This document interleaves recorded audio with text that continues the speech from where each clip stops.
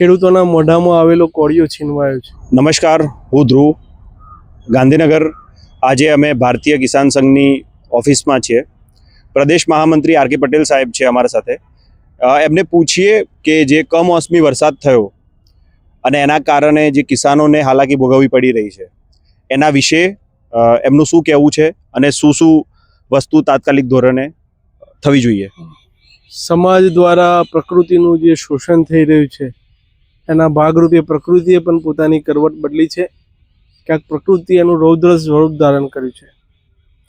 ખેડૂતોના મોઢામાં આવેલો કોળિયો છીનવાયો છે। ક્યારે પણ ના જોયું હોય એવું નુકસાન આપણે અત્યારે ગુજરાતની અંદર જોઈ રહ્યા છીએ।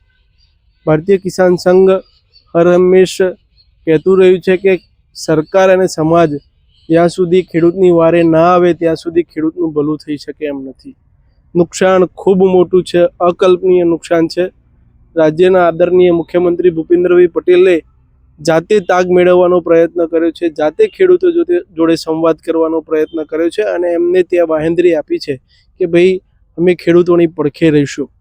અત્યારનું જે નુકસાન છે એ 100% ખર્ચ થઈ અને જ્યારે ખેડૂતના ખિસ્સામાં પૈસા આવવાના હતા, બજારની અંદર એનો માલ ઉત્પાદિત કરેલો માલ વેચી અને એની દીકરીનો પ્રસંગ કાઢવાનો હતો, ક્યાંક કોઈ દીકરીની ફી ભરવાની હતી, છોકરાઓની ફી ભરવાની હતી, ક્યાંક કોઈની જોડેથી ઉછીના લાવી અને દિવાળીનો તહેવાર કર્યો તો એ પરત કરવાનો સમય આવ્યો હતો અને કુદરતી જ્યારે આટલી મોટી લપડાક મારી છે ત્યારે મારે આપના માધ્યમથી ગુજરાત સરકારને કહેવું છે કે ખેડૂતોએ કરેલું ખર્ચ પૂરતા પ્રમાણમાં એને પાછું મળવું જોઈએ।